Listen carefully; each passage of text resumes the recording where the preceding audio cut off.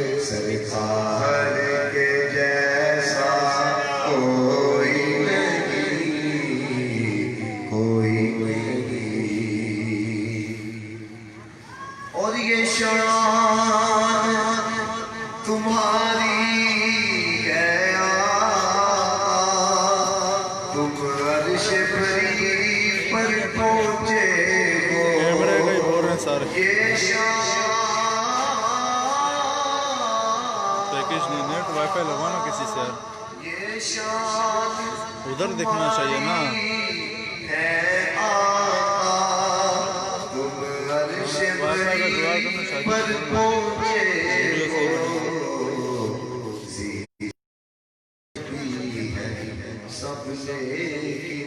پر معراج کا دولہا کوئی نہیں ذیشان نبی ہے سب معراج کا دولہا کوئی نہیں ہے نا اس میں.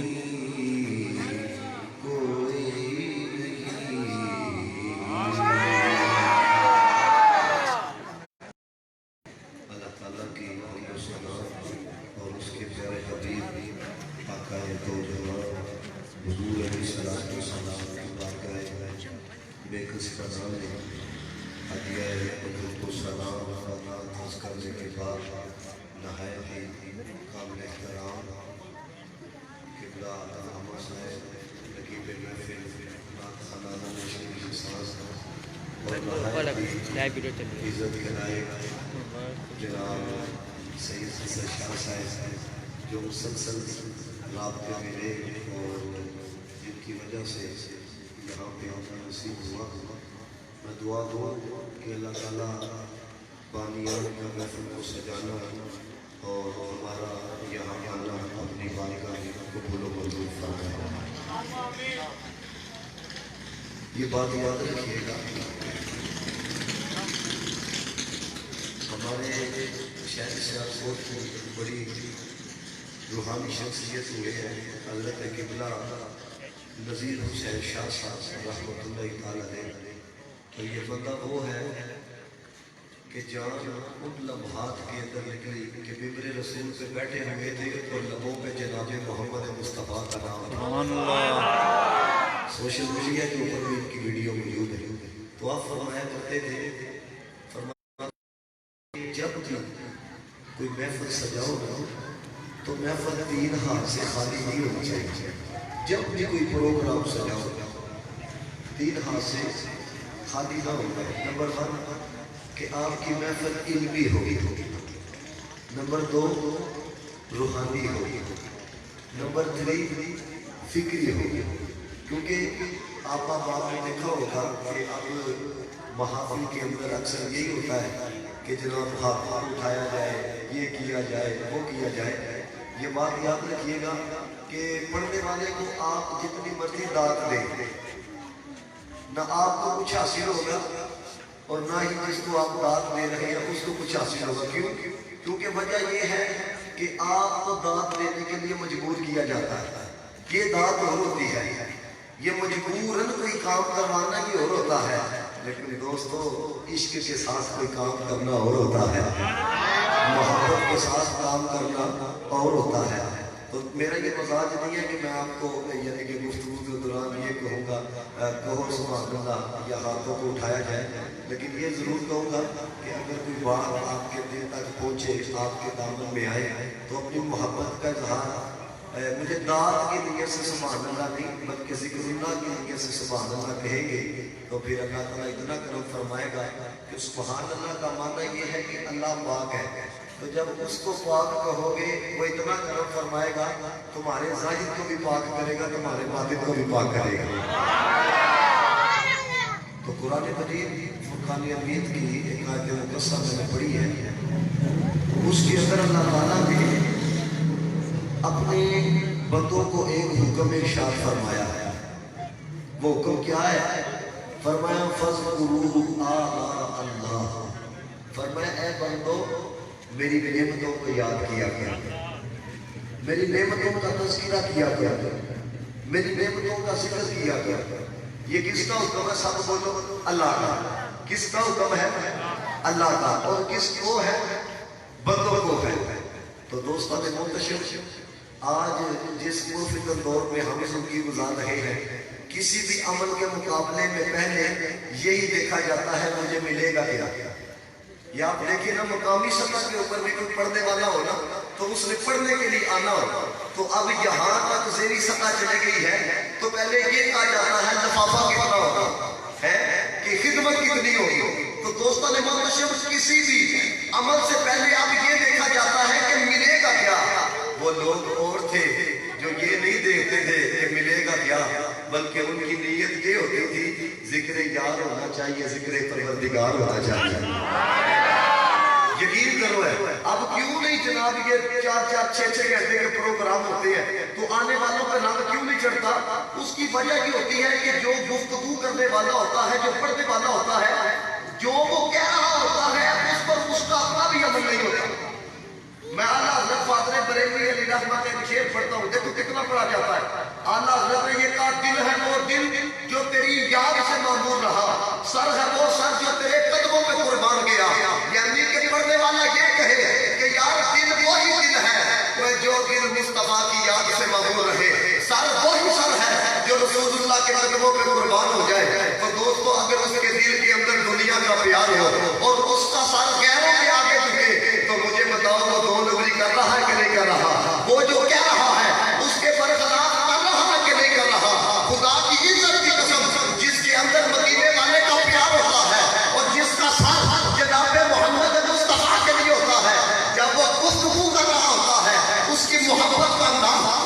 گفتگو کا انداز وہ اس کا عشق بتاتا ہے. کوئی عام گفتگو نہیں کر رہا بلکہ محمد عربی کا غلام گفتگو کر رہا ہے. تو دوستوں نے محتشم جو لوگ اخلاص سے گفتگو کرتے ہیں وہ یہ نہیں دیکھتے کہ ہمیں ملے گا کیا, ہمارے دامن کے اندر کیا آئے گا. میں ایک بزرگ علیہ رحمہ کے بارے میں پڑھ رہا تھا. اب دیکھو نا, آپ یہاں پر تشریف لائے ہیں, تو اگر کوئی آ کے یہ کہہ دے کہ آپ کی محفل قبول نہیں کی گئی تو مجھے بتائیں کہ یہ جو مقام ہے یہ غمگینی والا ہے, پریشانی والا ہے کہ یار اتنی محنت کی ہے, اتنی دور سے علماء کو بلایا ہے اور عوام الناس کو اکٹھا کیا ہے اور پھر اتنا پیسہ بھی لگایا ہے اور پھر جناب یہ پیغام سنا دیا گیا ہے کہ آپ کی محفل کو رد کر.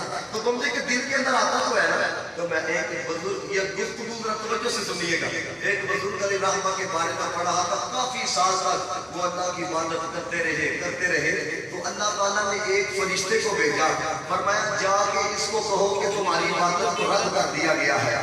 تو جب فرشتہ اس کے پاس آیا اور اللہ نے کا پیغام پہنچایا کہ اللہ فرماتا ہے کہ تیری عبادت کو رد کر دیا گیا ہے. اب جب اس عبادت گزار نے جب یہ پیغام سنا نا تو وجد کے اندر آ گیا, اس نے چومنا شروع کر دیا. تو کچھ جو لوگ اس کے قریب تھے انہوں نے کہا تو بے وقوف ہے, تیرے اندر عقل نہیں ہے, تیری عبادت کو رد کر دیا گیا ہے.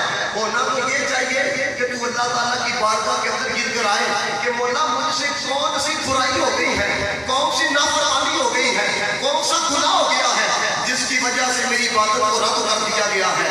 بغیر آنسو بہانے کے بجائے اس کی بارگاہ میں جھکنے کے تجھے پیغام یہ پہنچا ہے نا تیری عبادت کو رد کر دیا گیا ہے, تو وجد کر رہا ہے, تو چوم رہا ہے.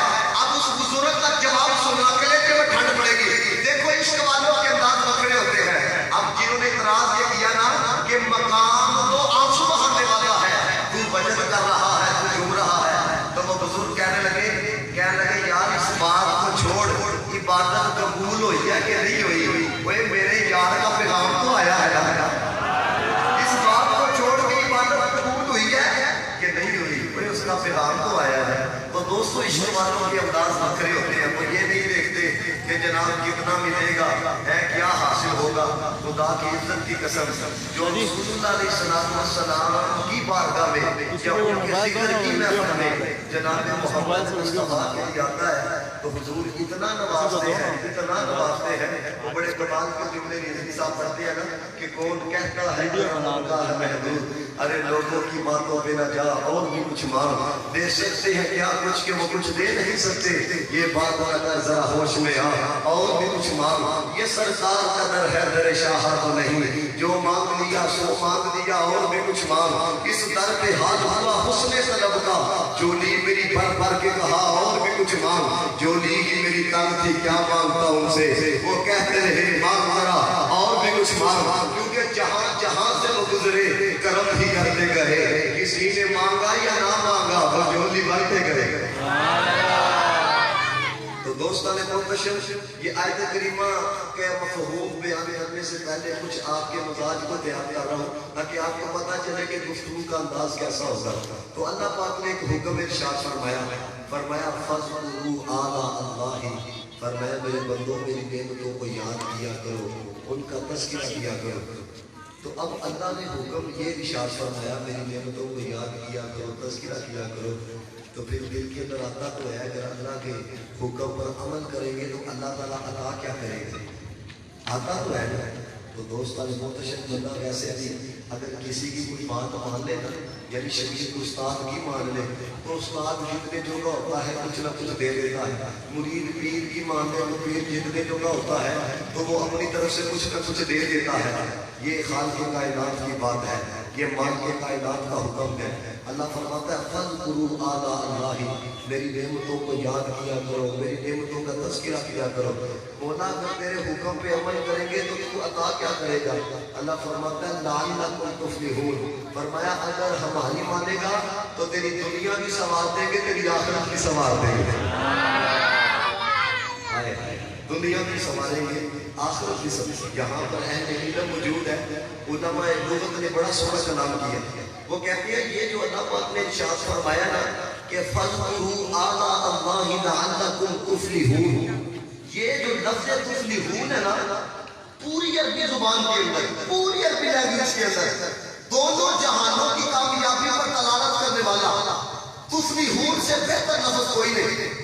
کیونکہ یہاں پہ اہل علم موجود ہے، وہ اس بات کو جانیں گے کہ جب بھی پورے قرآن کے اندر فلاح کا لفظ آیا ہے، جہاں پر بھی آیا ہے، اس سے صرف دنیا کی کامیابی مراد نہیں، دنیا کی بھی کامیابی مراد ہے، آخرت کی بھی کامیابی مراد ہے. تو علماء حکمت یہ کہتے ہیں کہ پوری عربی زبان کے اندر جہاں پر بھی تفلیحون کا لفظ استعمال ہوا ہے پورے قرآن کے اندر، کہتے ہیں پوری عربی زبان کے اندر تفلیحون دونوں جہانوں کی کامیابی پر دلالت کرنے والا تفلیحون سے بہتر لفظ کوئی نہیں، تفلیحون سے بہترین لفظ کوئی نہیں. وہ میرے دوستو، اگر بندہ نگاہ ایمانی کے ساتھ قرآن پڑھے تو بندہ یہ کہنے پہ مجبور ہو جاتا ہے وہ تفلیحون تو ایک لفظ ہے، پورے قرآن کے کسی لفظ کے مقابلے کے اندر کوئی لفظ بہتر نہیں ہو سکتا. کیوں؟ کیونکہ یہ کلام اللہ ہے، وہ بھی بے مثل ہے، اس کا کلام بھی بے مثل ہے. وہ جس کے سینے پہ قرآن اتارا ہے وہ دینے والا بھی بے مثل ہے. یہ سینہ کوئی عام سینہ تو نہیں ہے، قرآن مصطفیٰ کے قلب اطہر پہ نازل ہوا ہے نا، تو یہ کوئی عام سینہ نہیں. قرآن پڑھو، اللہ فرماتا ہے لو انزلنا هذا القرآن على جبل لرأيته خاشعا متصدعا من خشية الله. اور 22 پارے میں ارشاد فرمایا إنا عرضنا الأمانة على السماوات والأرض وأبين أن يحملنها وأشفقن منها وحملها الإنسان إنه كان ظلوما جهولا. یعنی مفہوم یہ بنتا ہے کہ اگر قرآن کو پہاڑوں پہ نازل کرتے تو پہاڑ ریزہ ریزہ ہو جاتے، زمینوں پہ نازل کرتے تو یہ بھی اس کے بدن کو برداشت نہ کر پاتی، اگر آسمانوں پہ نازل کرتے تو آسمان بھی ریزہ ریزہ ہو جاتے. تو دوستو، قرآن اگر پہاڑوں پہ نازل کیا جاتا تو پہاڑ ریزہ ریزہ ہو جاتے، زمینوں پہ نازل کیا جاتا تو زمینیں ریزہ ریزہ ہو جاتی، آسمانوں پہ نازل کیا جاتا تو آسمان ریزہ ریزہ ہو جاتے. تو مولا قرآن کہاں پہ نازل کیا ہے؟ اللہ فرماتا ہے قل من کان عدوا لجبریل فإنه نزله على قلبك. فرمایا قرآن محبوب کے قلب منور میں نازل کیا ہے، قرآن محبوب کے سینے پہ نازل کیا ہے. مولا ایک طرف یہ فرما رہا ہے کہ پہاڑوں پہ نازل کرتے تو پہاڑ ریزہ ریزہ، آسمانوں پہ نازل کرتے تو آسمان ریزہ ریزہ، زمینوں پہ نازل کرتے تو زمینیں ریزہ ریزہ. اور خود ہی فرما رہا ہے کہ قرآن محبوب کے قلب منور پہ نازل کیا ہے. وہ ایک قرآن پڑھا کے رہا ہے. دنیا والے یاد رکھو، وہ ایک وہ طاقت ساتوں زمینوں کے اندر نہیں، وہ طاقت ساتوں آسمانوں کے اندر نہیں، وہ طاقت دنیا کے پہاڑوں کے اندر نہیں، جو طاقت قلب مصطفیٰ کے اندر ہے. جس نبی کی قلب کی طاقت کا یہ کمال ہے تو کل طاقت کا کمال کیا ہوگا؟ کبھی پنجابی کے شان نے کہا، اس نے کہا کہ تیرے پھول قرآن کے درد سارے تیری شان بھی آگے کوئی اور بیٹھا، تیری شان کا کرے مقابلہ کیا انہوں عاشق کا حسبی چور بیٹھا، کوئی نور آکے کوئی بشر آکے پہتا صبح شام میں ہی چور بیٹھا. اللہ والے اگر مقا دیتے تو سا اور بیٹھا، اسا اور بیٹھا.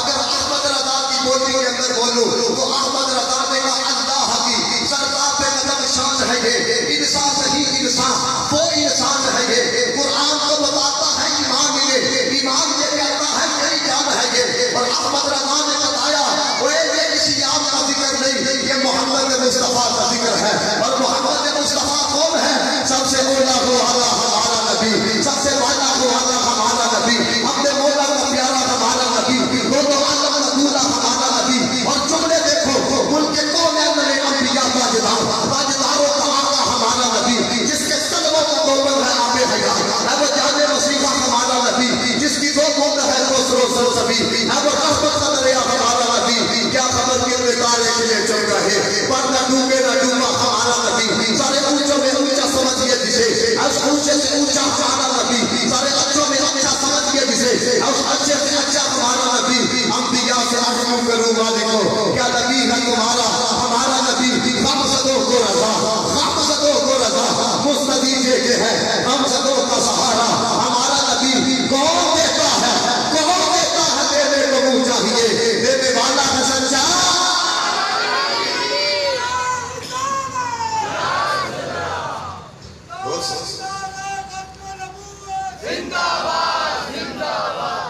دوستان محترم، ایک بات یاد رکھنا ہے، میں تو شہر سیالکوٹ سے تعلق ہے نا، تو علامہ اقبال رحمۃ اللہ تعالیٰ نے وہیں پر پیدا ہوئے، لیکن خدا کی عزت کی قسم جس نے اقبال کو بھی بجت کرایا ہے اس کو احمد رضا کہا جاتا ہے، جس نے اقبال جیسے کو بھی بجت کرایا ہے۔ دیکھو نا علامہ اقبال رحمۃ اللہ تعالیٰ نے انجمن اسلامیہ سیالکوٹ کا سالانہ جلسہ تھا، اور وہاں پر جب ایک نعت خان اعلیٰ حضرت کا کلام پڑھا جس کے اندر یہ شعر آتا ہے کہ خدا کی رضا چاہتے ہیں تو عالم، خدا چاہتا ہے رضائے محمد۔ کس انتہا پر جا کے لکھنے والے نے لکھا ہے کہ خدا کی رضا چاہتے ہیں دو عالم، خدا چاہتا ہے رضائے محمد۔ پھر اقبال سے راہ کے آگے دو مصرے لکھے، یعنی احمد رضا نے وہ یہ لکھا نا کہ خدا کی رضا چاہتے ہیں دو عالم، خدا چاہتا ہے رضائے محمد۔ اسی پر اقبال نے لکھا، اقبال کہتا ہے تماشا تو دیکھو کہ دو سو کی آگ لگائے خدا بجائے محمد۔ تعجب تو یہ ہے کہ جنت اعلیٰ بنائے خدا بجائے محمد۔ تو دوستو اعلیٰ حضرت کو سمجھنے کے لیے کم از کم نہیں نہ تو نسبت کا اعلیٰ ہونا ضروری ہے، نہیں تو اعلیٰ حضرت ہر بندے کے ذہن کے اندر نہیں آتے۔ میں آپ کو چلو ایک اور کمپیریزن بتاتا ہوں کہ دیکھو عشق کا لیول کیسا تھا، پھر میں انشاءاللہ جو آیت پڑھی ہے میں اسی کی طرف آ رہا ہوں، لیکن چلو گفتگو چلو چلی ہے تو سنو۔ پھر ہم جس کو اپنا امام مانتے ہیں ایبی ہم امام عشق محمد احمد رضا کو کہتے ہیں۔ دوستان محتشم پیر نصیر شاہ صاحب رحمۃ اللہ تعالیٰ نے انہوں نے جب کلام لکھا حضور علیہ الصلوۃ والسلام کی نعت لکھی، آقا علیہ الصلوۃ والسلام کی تعریف بیان کی، تو اپنے کلام کے اندر ایک شعر انہوں نے لکھا، کہتے ہیں اس ہاشمی دولہ پر کونین کو میں بار۔ یہ کنہوں نے کہا؟ پیر نصیر شاہ صاحب بولنے لگے، کہتے ہیں اس ہاشمی دولہ پر کونین کو میں بار، یعنی ذات مصطفیٰ ہو اور کونین کو میں بار ہوں۔ جن کی توجہ ہے وہ جملے کا اتنا ہی لطف لیں گے، بات کا اتنا ہی لطف لیں گے۔ دیکھو پیر نصیر شاہ صاحب نے اپنی محبت کا اظہار کیا، اپنے عشق کا اظہار کیا، کہتے ہیں اس ہاشمی دولہ پر کونین کو میں بار ہوں، کہتے ہیں ذات مصطفیٰ ہو اور کونین کو میں بار دوں۔ اعلیٰ حضرت نے کہا ذات کی بات تو ایک طرف، ذات کی بات تو ایک طرف، کروں تیرے نام پہ جا فدا، کروں تیرے نام پہ جا فدا، ایک جا نہیں دو جہاں فدا، دو جہاں سے بھی کی نہیں برا، کروں کیا کروڑوں جہاں نہیں۔ ارے یہاں پہ کہا جا رہا ہے ذات ہو کونین کو میں مار دوں، لیکن احمد رضا نے کہا کہ ایک نہیں دو نہیں، اگر کروڑوں جہاں ہوتے تو مصطفیٰ کے غلاموں نے مصطفیٰ کے نام کے اوپر قربان کر دیتے تھے۔ تو دوستان محتشم یہ جن کو بریلی والے کا رنگ چلا ہے نا، آئے آئے تو کوئی مولانا الیاس قادری بنا کیا دلدار کی عزت کی قسم۔ یہ دیکھو نا اب آگے لوگ کہے جا رہے ہیں کہ رافضیت کا فتنہ بڑا سرایت کر رہا ہے۔ میں کہنا قربان جاؤں امیر علیہ سنت کے اور جنہوں نے کئی مہینے پہلے ہی بچوں کی زبان پر یہ نعرہ جاری کروا دیا، ہر صحابی نبی جنتی۔ حضرت یہ بات یاد رکھنا، ہم لوگوں کا دیکھنا اور ہوتا ہے علی کامل کا دیکھنا اور ہوتا ہے۔ یہ تو اب آپ لوگوں کو سمجھ میں آتا ہے نا، آپ کو پتہ ہی نہیں کہ بابا کتنی دور کی دیکھتا ہے۔ تو اللہ تعالیٰ نے نا ایک حکم ارشاد فرمایا، گفتگو پھر کہیں سے کہیں نکل جائے گی۔ اللہ فرماتا ہے میں جس انتہا تک آپ کو لے کے جانا چاہتا ہوں انشاءاللہ پوری مجلس کے اندر جو بندہ نہیں نہ بولا ہوگا وہ بھی انشاءاللہ بولے گا، لیکن صرف شرط یہ ہے کہ اس کی توجہ ہونی چاہیے۔ اللہ پاک نے فرمایا میری نعمتوں کو یاد کیا کرو، میری نعمتوں کا تذکرہ کیا کرو۔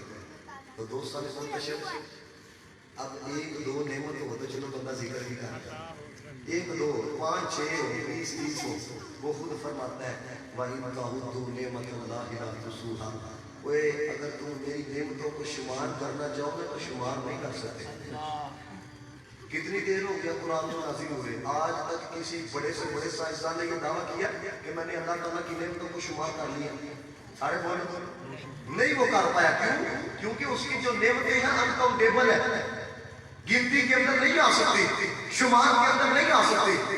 اور یہاں پر چلو آپ کے سوچ کے لیے میں ایک بات کہتا ہوں دوستو، یہ جو نعمتیں اللہ تعالیٰ فرما رہا ہے کہ بے شمار ہے، انگنت ہے، تم نہیں گن سکتے، تمہارے شمار سے باہر ہے۔ یہ اللہ تعالیٰ نے نعمتیں کن کو عطا کی؟ یہ جو نعمتیں انکاؤنٹیبل ہے، بے شمار ہے، یہ نعمتیں اللہ تعالیٰ نے کن کو عطا کی ہے؟ تو دوستان محتشم مفسرین نے لکھا یہ نعمتیں اللہ تعالیٰ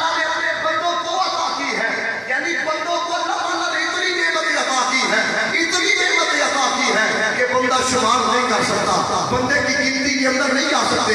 تو دوستان محتشم، ان لوگوں کی عقل پہ ماتم نہیں کرنا چاہیے، افسوس نہیں کرنا چاہیے جو اسٹیشنوں پہ کھڑے ہو کے لوگوں کو یہ عقیدہ دے رہے ہوتے ہیں کہ اتنا علم تھا تو اتنا نہیں تھا، اتنا مقام تھا تو اتنا نہیں تھا، اتنی شان تھی تو اتنی نہیں تھی. وہ ایک غور کرو، جب خالق کائنات میں یار کے صدقے ہم کو اتنا دیا ہے کہ شمار کے اندر نہیں آ سکتا، تو پھر اللہ نے اپنے یار کو کتنا عطا دیا ہوگا. ارے جب یار کے نام کے صدقے ہم کو اتنا ملا ہے کہ انکاؤنٹیبل ہے، شمار سے باہر ہے، تو اللہ تعالیٰ نے جس کو محبوب بنایا ہے اس کو کتنا عطا دیا ہوگا. کبھی احمد رضا نے کہا یا رسول اللہ، سر کہوں کہ مالک و مولا کہوں مجھے، واقع خلیل کا گلے طیبہ کہوں مجھے، اللہ نے تیرے جسم منور کی تابشیں، اے جانے جا جامع تجلا کہوں مجھے، تیرے تو بس تناقی سے ہے بری، اے رب میرے شاہ کیا کیا کہوں مجھے. اللہ کو پتا تھا اگر میں آگے تک جاؤں تو میرے جملے لوگوں سے برداشت نہیں ہوگے. پھر لکھتے کیا ہے؟ کہتے ہیں کہنے کی سب سچ ان کے صنافہ کی خاموشی، چپ ہو رہا ہوں یہ کہہ کے کیا کیا کہوں مجھے، لیکن نظام نے ختم سکھا اس پہ کر دیا خالی کا بندہ خرچ کا موقع کہوں مجھے.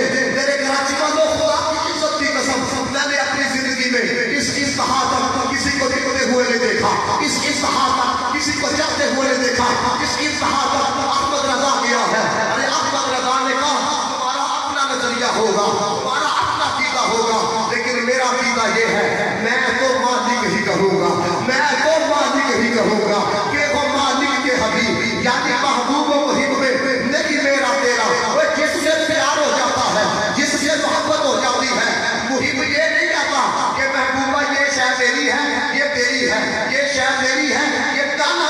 جس سے پیار ہو جاتا ہے محب یہ کہتا ہے سونیا جو کچھ میرا ہے سب کچھ میرا ہے، جو کچھ میرا ہے سونیا سب کچھ میرا ہے. تو دوستان محتشم، جب یار کے صدقے اللہ تعالیٰ نے ہم کو اتنا دیا ہے تو پھر محمد مصطفیٰ کو اتنا عطا دیا ہوگا. کبھی اعلیٰ حضرت نے کہا جب بات مصطفیٰ کی آ جائے تو پھر شان توڑ کے بیان کریں. دیکھو نا، کوئی ایم اے پڑھا ہوا بھی اگر یہاں پہ ہو تو مجھے اس شعر کی تشریح کر کے بتائے بھائی اعلیٰ حضرت نے جو لکھا ہے کوئی ایم اے کو نہیں لکھ. دیکھو سمجھے دیکھو کہتے کیا ہے، کہتے ہیں دل کے خاصے کبریا ہو، مادی کے ہر ماں سوا ہو، کوئی کیا جانے کے کیا ہو. یا رسول اللہ آپ کی حقیقت کو کون جانے، کوئی کیا جانے کے کیا ہو. عقل آدم سے مانگا کوئی کیا جانے کے کیا ہو. اس سے آگے جائیں تو پل چل جائیں جبریل کی، اس سے آگے جانا دیکھا آپ کی للین کا. اور ایک اور نے اپنی محبت کا کیا، اس نے کہا شعور و نظر و فکر کے دعوے، شعور و نظر و فکر کے دعوے حد تعین سے بڑھ نہ پائے، نہ چھو سکے ان بلندیوں کو جہاں مقام محمدی ہے. دوستان محتشم، اللہ رب العزت نے فرمایا میری نعمتوں کو یاد کیا کرو، ان کا تذکرہ کیا کرو، اور خود ہی ارشاد فرمایا کہ تم میری نعمتوں کو شمار نہیں کر سکتے، گن نہیں سکتے. اب آپ باہر بیٹھے ہوئے ہیں الحمدللہ عقل والے ہیں، مجھے بتائیں جس چیز کو کاؤنٹ نہیں کیا جا سکتا اس کو مینشن کیسے کیا جا سکتا؟ جس چیز کو بندہ گن نہیں سکتا اس کو بیان کیسے کر سکتا؟ یعنی جو چیز گنتی کے اندر نہ آئے وہ بیان کے اندر بھی نہیں آ سکتے. تو دوستان محتشم، پھر یہاں پر ایک سوال یہ پیدا ہو جاتا ہے کہ کیا اللہ تعالیٰ نے وہ کرنے کا حکم دے دیا جو بندہ کر ہی نہیں سکتا؟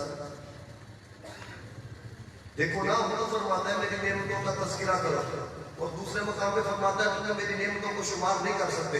تو جس چیز کو شمار نہیں کیا جا سکتا بیان کیسے کیا جا سکتا؟ تو سوال یہ پیدا ہوتا ہے کہ اللہ تعالیٰ نے وہ کرنے کا حکم دے دیا جو بندے کر ہی نہیں سکتے تھے. نہیں دوستو، یاد رکھنا، ایویں نہیں آکیا میاں صاحب نے زیرہ زبرہ شکا مدہ شان نبی بھی چاہیا.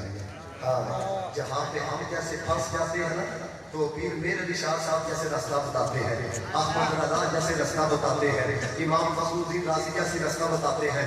وہ کہتے ہیں یہ بات حقیقت ہے، سچ ہے کہ اس کی نعمتیں بے شمار ہیں، اور اس بات کے اندر بھی کوئی شک نہیں ہے کہ بے شمار ہے، اور اس کی نعمتوں کو کلی طور پر بیان بھی نہیں کیا جا سکتا. لیکن اللہ کے حکم پر عمل کیسے ہوگا، کس طرح عمل ہوگا؟ علماء یہ کہتے ہیں اللہ کی ساری نعمتوں کی طرف غور و فکر کرو، ساری نعمتوں کی غور و فکر کرو، ان ساری نعمتوں میں سے ایک ایسی نعمت کو تلاش کرو جو نعمت اتنی بڑی ہو، اتنی بڑی ہو، اتنی بڑی ہو کہ یا تو اس ایک کا ذکر جائے۔ اللہ فرمائے تو نے ایک کا ذکر نہیں کیا، تو نے تو میری ساری نعمتوں کا ذکر کر دیا، یعنی وہ ایک نعمت اتنی بڑی ہو، وہ ایک نعمت عالی بن ہو۔ تو دوستان محتشم، اب اس نعمت کو اگر بندہ تلاش کرنے کے لیے نکلے، ڈھونڈنے کے لیے نکلے، تو سب سے پہلے اس وجود کا سہارا لینا پڑتا ہے۔ توجہ ہے؟ جن کی ہے بلند آواز سے کہو سبحان اللہ۔ اللہ کی جو سب سے بڑی نعمت ہے، اگر اس کو بندہ تلاش کرنے کے لیے نکلے نا، تو سب سے پہلے اس وجود کا سہارا لینا پڑتا ہے۔ تو اس وجود کے قریب آپ دیکھو کہ بہت بڑی بڑی نعمتیں کون سی ہیں۔ یہ وجود ہے، اس کے قریب دیکھو بڑی بڑی نعمتیں کون سی ہیں۔ تو دوستان اگر تھوڑی سی توجہ کرو گے نا، تو آپ کو اپنے وجود کے قریب 3 بڑی نعمتیں نظر آئیں گی۔ یہ کھانے کی جتنی چیزیں ہیں یہ نعمتیں، یہ پینے کی جتنی چیزیں ہیں یہ بہت بڑی نعمت ہے۔ یہ آپ کے یہاں پہ پانی کا مسئلہ ہے، تو مجھے بتائیں پانی کی قدر آتی ہے کہ نہیں آتی؟ تو پتہ یہ چلا کہ پانی بھی بہت بڑی نعمت ہے۔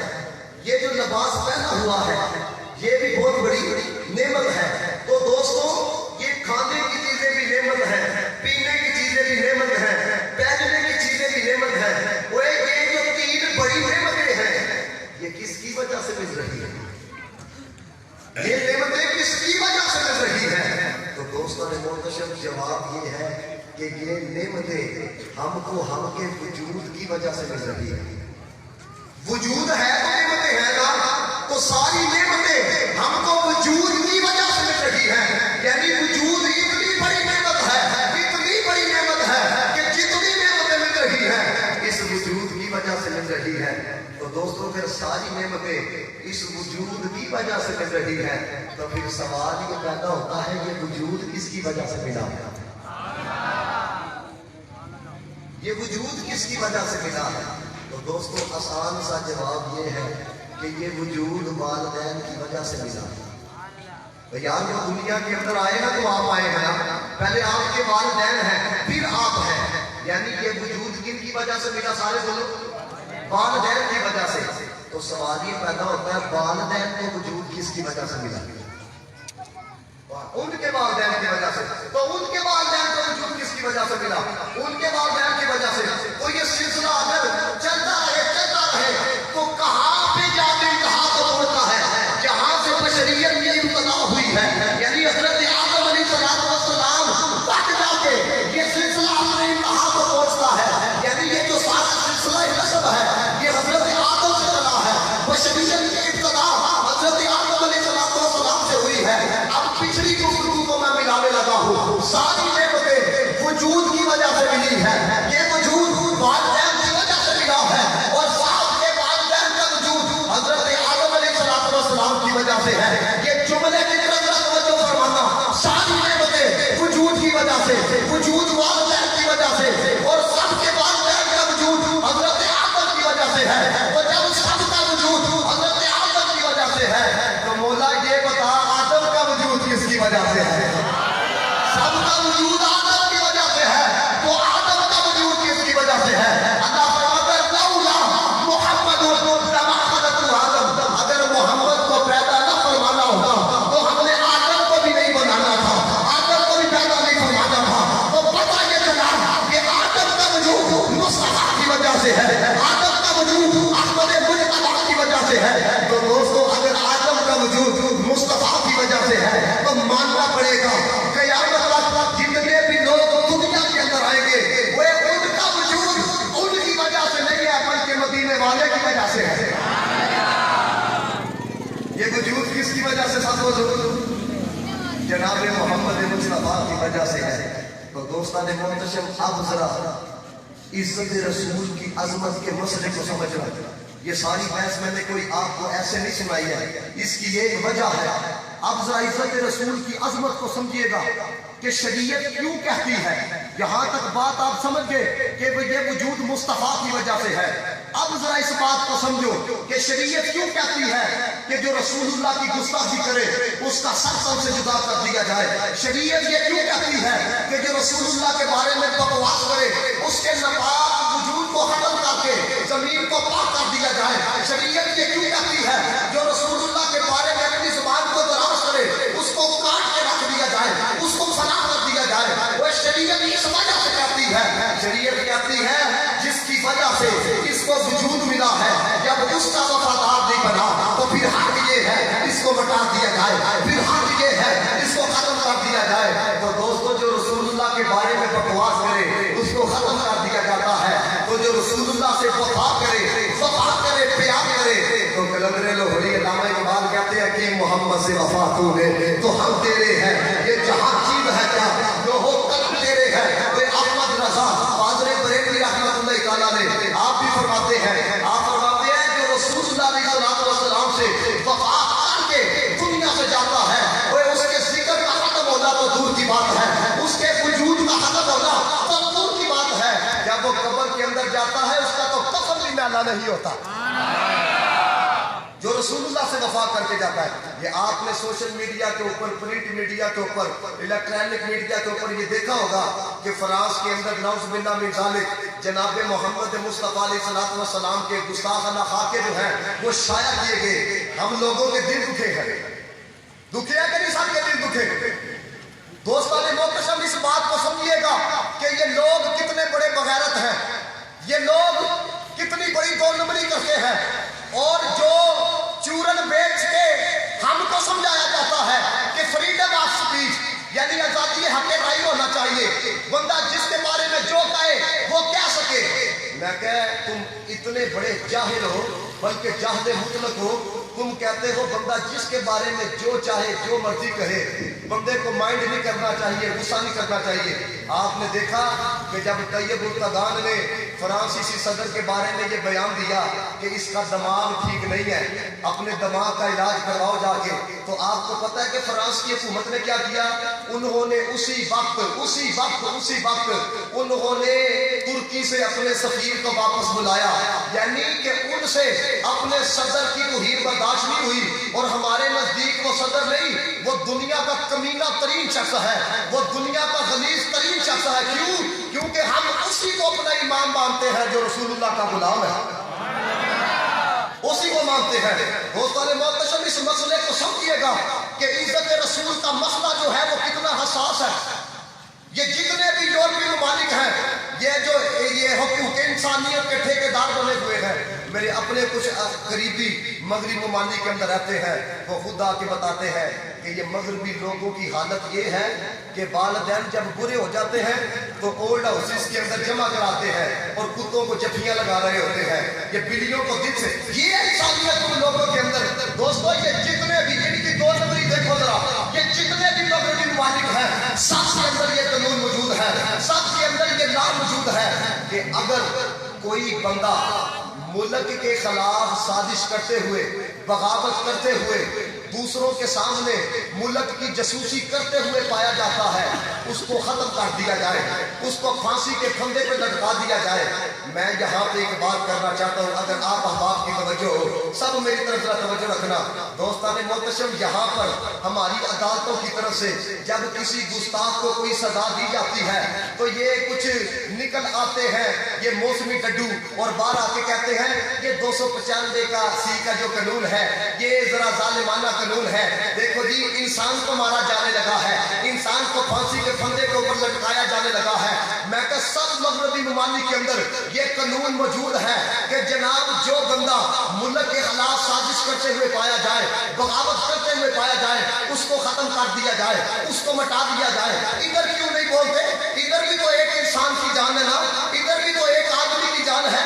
अगर कोई मुस्तफा की गुस्ताखी करे, जब उसको हमारा कानून सजा देता है, इधर बकवास तुम करते हो कि जनाब देखो ये सख्त कानून है, देखो ये जालिमाना कानून है। इधर क्यों नहीं बोलते? इधर भी तो इंसान की जान है ना, इधर भी तो एक आदमी की जान है, इधर क्यों बोलते हो? दोस्तों वजह ये है, इधर इसलिए नहीं बोलते, ये जिनका खा रखे हैं उन्हीं के गीत गा रखे हैं, हम भी जिनका खा रखे हैं उन्हीं के गीत गा रखे हैं।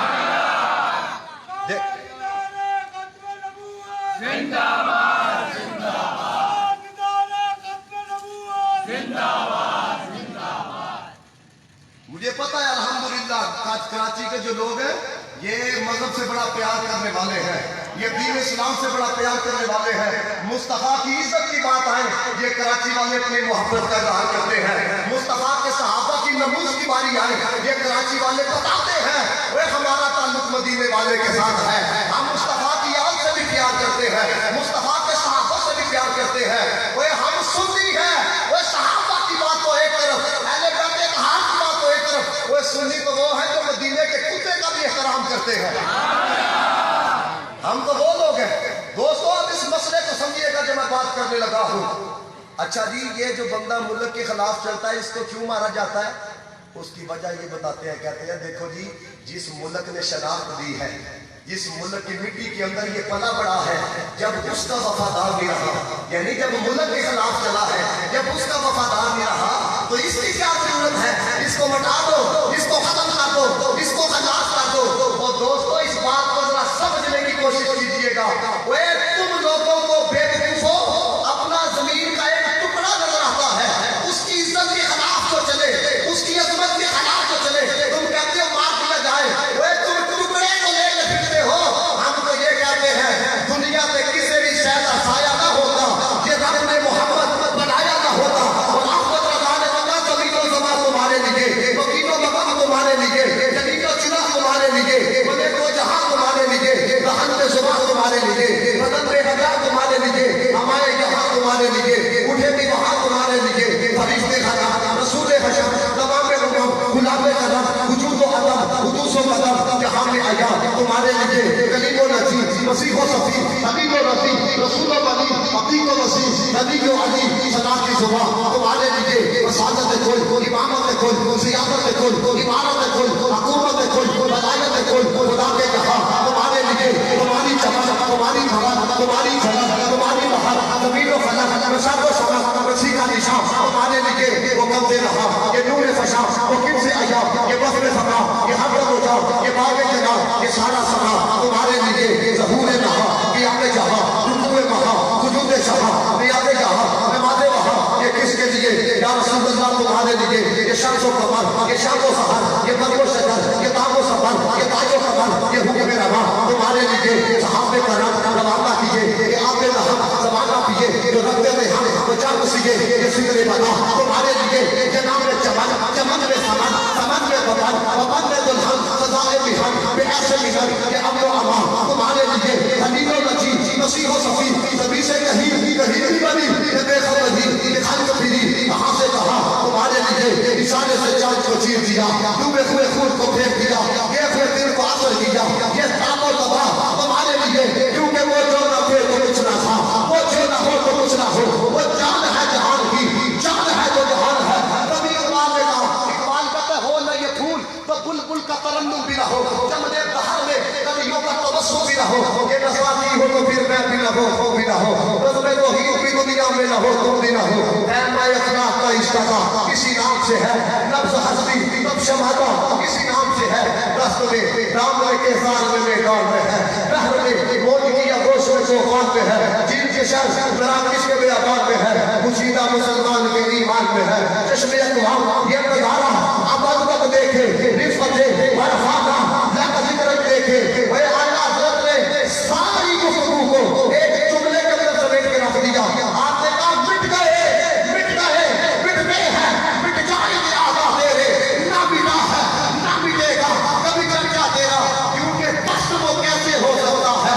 جس کو حق نے بلند کیا، جو لوگ جہاں میں ان کا چرچا چل بھی تھا اور آج بھی ہے۔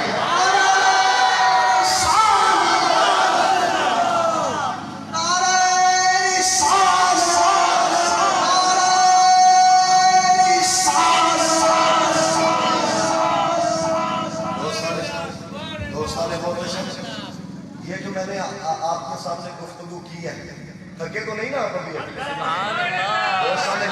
آپ ذرا بات کو سمجھیے گا، یہ جو میں نے ساری گفتگو کی ہو سکتا ہے کل کوئی آپس میں ڈسکس کرے کہ جناب قاری صاحب نے یہ ثابت کیا کہ یہ وجود مصطفیٰ کی وجہ سے ہے، کوئی ایسی دلیل بھی دے جاتا جس کا کوئی رد نہ کر سکتا، میں ایک دلیل رب کے قرآن سے دینا چاہتا ہوں۔ 21واں سپارہ ہے، سورہ احزاب ہے، اللہ فرماتا ہے النبی اولا بالمؤمنین، فرمایا میرا جو نبی ہے نا، میرا جو محبوب ہے، وہ مومنوں کی جانوں سے بڑھ کر ان کی جانوں کا مالک ہے، ان کی جانوں سے بڑھ کر، ان کی جانوں سے بڑھ کر۔ اب اس پر دلیل کیا ہے؟ اس پر کون سی دلیل ہے وہ بھی ذرا سنو ہے۔ آپ جتنے بھی بیٹھے ہوئے ہو سب آپ شعور والے ہو، مجھے بتاؤ جو بندہ خودکشی کرتا ہے حرام موت مرتا ہے یا حلال موت مرتا ہے؟ سارے بولو ذرا، کون سی موت مرتا ہے؟ حرام موت مرتا ہے۔ اور شریعت کی طرف سے سزا کیا ہے جو بندہ خودکشی کرتا ہے؟ شریعت کہتی ہے اگر یہ بندہ گولی مار کے اپنے آپ کو مارے گا نا تو قبر کے اندر ہر لمحے زندہ کیا جائے گا، ہر لمحے گولی سے مارا جائے گا۔ زہر کھا کے اپنے آپ کو مارتا ہے، ہر لمحے زندہ کیا جائے گا، ہر لمحے زہر دیا جائے گا، یعنی جس شے سے بھی اس نے اپنے آپ کو مارا ہوگا ہر لمحے زندہ کیا جائے گا، اسی سے مجھے شریعت کی طرف سے سزا ہے۔ اگر آپ بات کی توجہ ہوگی خدا کی قسم اتنا ہی آپ کو ذوق آئے گا یہ بات سن کے۔ مجھے بتائیں یہ حرام موت کیوں مرا ہے، وجہ کیا ہے؟ جس بندے نے اپنی جان دی ہے کسی دوسرے کو نقصان تو نہیں نہ پہنچایا، کسی دوسرے کی جان تو نہیں نہ لی؟ اگر لی ہوتی تو والانف بالانف والاذن بالاذن والسن بالسن والجروح قصاص، کسی کو نقصان بھی نہیں پہنچایا، کسی دوسرے کو تکلیف بھی نہیں پہنچائی، پھر بھی کیوں حرام موت مرا ہے؟ اپنی جان تھی اس نے لے لی ہے، پھر شریعت کیوں کہتی ہے کہ یہ حلال موت نہیں حرام موت مرا ہے؟ شریعت کہتی ہے حرام موت اس لیے مرا ہے وجود جو اس کا بنا اس کے اندر جو جان تھی وہ اس کی نہیں تھی، وہ مدینے والے کی جان تھی، اس نے مدینے والے کی ملکیت کے اندر ہاتھ ڈالا ہے، اس لیے حرام موت مرا ہے۔ وہ جو مدینے والے کی جان کے اندر ملکیت کے اندر اپنا حق جلائے وہ حرام موت مرتا ہے۔ اور اگر بندہ اسی جان کو مدینے والے کے نام پہ قربان کر دے، کوئی غازی علم الدین بنتا ہے، کوئی غازی ممتاز بنتا ہے۔ نعرہ رسالت، نعرہ حیدری۔ دوست والے محتشم، یہ جو جان ہے نا یہ ہماری نہیں، یہ جان بھی مصطفیٰ کی ہے۔ فرمایا اس نے رسول اللہ علیہ السلام کی ملکیت میں جو جان ہے اس کے اندر ہاتھ ڈالا ہے، اس لیے حرام موت مرا ہے۔ تو جو اپنی جان خود لے وہ حرام مرتا ہے، اور جو مدینے والے کے نام پر جان قربان کرتا ہے وہ علم الدین بنتا ہے۔ اور دیکھو نا، میں یقین کرو جب یہ آپ کا ذوق و شوق دیتا ہوں اور بسا اوقات دل کے اندر یہ بات آتی ہے، میں کہ یار جنہوں نے دیکھا نہیں ان کا یہ حال ہے، تو جنہوں نے تکیا سی وہ جانے نہ قربان کرتے تو کیا کرتے ہیں؟ دیکھو نا غازی علم الدین شہید رحمت اللہ تعالیٰ علیہ، انہوں نے جب گستاخ رسول کو مارا تو ان کو میاں والی جیل کے اندر لے کے جایا گیا، تو جو رات کی جس کی ڈیوٹی تھی نا وہ کانسٹیبل کہتا ہے میں دور تھا غازی صاحب کے کمرے سے، تو میں دیکھتا کیا ہوں کہ رات کا وقت ہے، آسمان سے کوئی نورانی چیز غازی صاحب کے کمرے کی طرف آ رہی ہے۔ کہتا غازی صاحب کو اوپر سے کمرہ کھلتا ہے، وہ نورانی شہر میں چلے جاتی ہے، تو اندر والا کمرہ بڑا جگمگ وہ کہتا ہے میں بس تجسس ہوا کہ دیکھوں تو صحیح آیا کون ہے، یہ روشنی کس شے کی ہے؟ وہ کہتا ہے جب میں قریب گیا نا تو میرے جانے سے پہلے روشنی واپس جا چکی تھی اور اندر غازی علم الدین شہید بھی موجود نہیں تھا۔ وہ کہتا ہے کہ میرے دل کے اندر پریشانی بڑی طریقے سے آ گئی اور میں بس یہی تھا کہ اب مجھے پھانسی کے پھندے پہ لگا دیا جائے گا، مجھے لٹکا دیا جائے گا، مجھے مار دیا جائے گا۔ کیونکہ انہوں نے کہنا ڈیوٹی تیری تھی، ڈیوٹی تو کر رہا تھا، تیری ڈیوٹی کے دوران علم الدین غائب ہوا ہے، لہذا تجھے لٹکایا جائے گا، تجھے بھڑکایا جائے گا۔ وہ کہتا ہے تھوڑا سا وقت گزرا پھر مجھے کچھ محسوس ہوا کہ یار کوئی پھر آیا ہے۔ وہ کہتا ہے جب میں نے دوبارہ غازی علم الدین شہید کے کمرے کی طرف رخ کیا تو میں دیکھتا کیا ہوں کہ غازی علم الدین دونوں سالوں بیٹھا ہوا ہے، محمد مصطفیٰ پہ درود و سلام پڑھ رہا ہے۔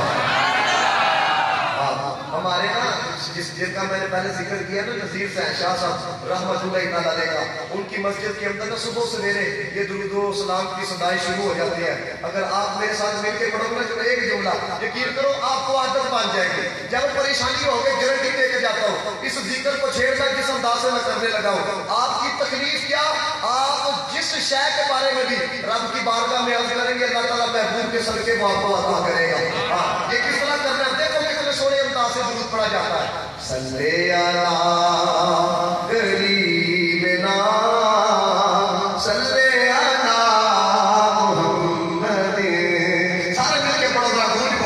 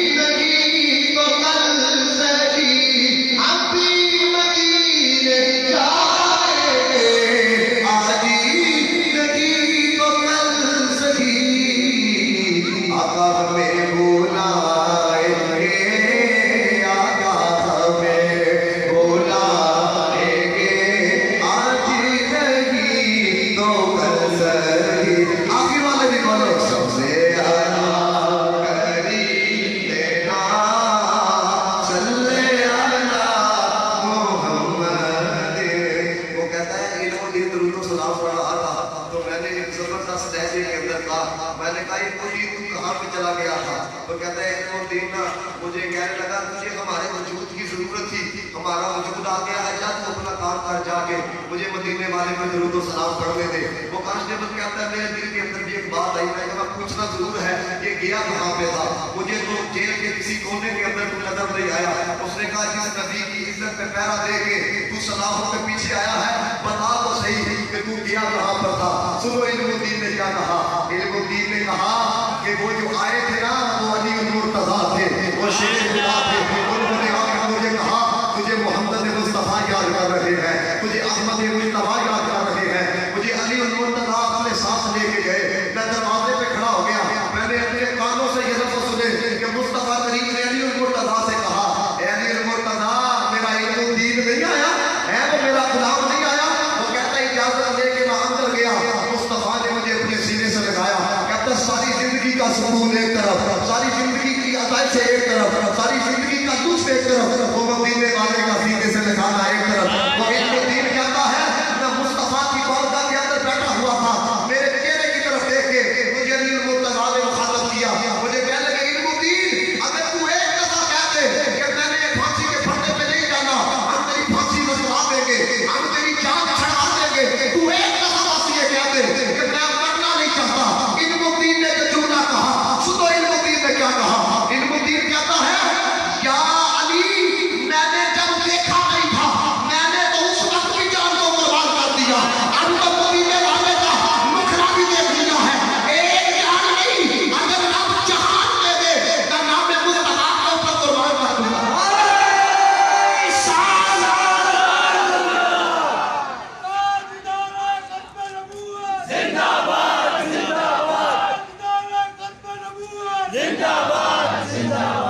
دوستوں جنہوں نے دیکھا ہے وہ جانے میں قربان کرتے تو کیا کرتے؟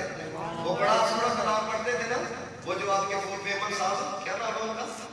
یوسف پیمن صاحب پڑھتے تھے نا، تن مرنے والا جس نے دیکھا، کیسے جملے پڑھتے تھے رسول کو شوق میں آ کے، تن مرنے والا جس نے دیکھا جلوہ کملی والے کا، مل کے پڑھو ذرا ذوق میں، تن مرنے والا جس نے دیکھا جلوہ کملی والے کا، ایک بار وہاں دے مولا سانو چہرہ کملی والے کا۔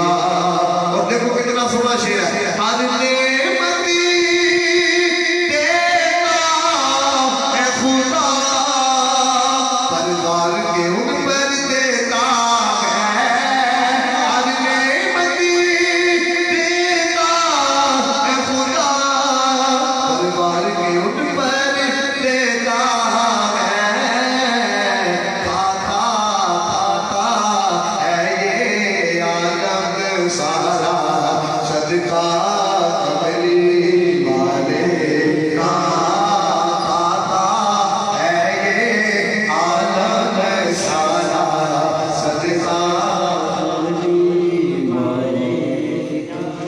خدا کی قسم، خدا کی قسم، جتنا پیار جناب محمد مصطفیٰ سے ان کے غلاموں نے کیا تحریک کے اندر مثال لے کے جتنا پیار، یہ راوت کے لیے پنجاب کا علاقہ ہے، اس کے اندر وہ ڈاکٹر گارڈن وہ عیسائی ہے، تو وہ اپنے حلقہ احباب کے اندر بیٹھا ہوا تھا، تو وہ کہتا ہے کہ ہمارے حلقہ احباب کے اندر نا یہ بحث شروع ہو گئی کہ کون کس سے متاثر ہوا ہے۔ وہ کہتا ہے ایک نے کہا میں فلاں سے متاثر ہوا، دوسرے نے کہا میں فلاں پرسنالٹی سے متاثر ہوا، تیسرے نے کہا میں فلاں۔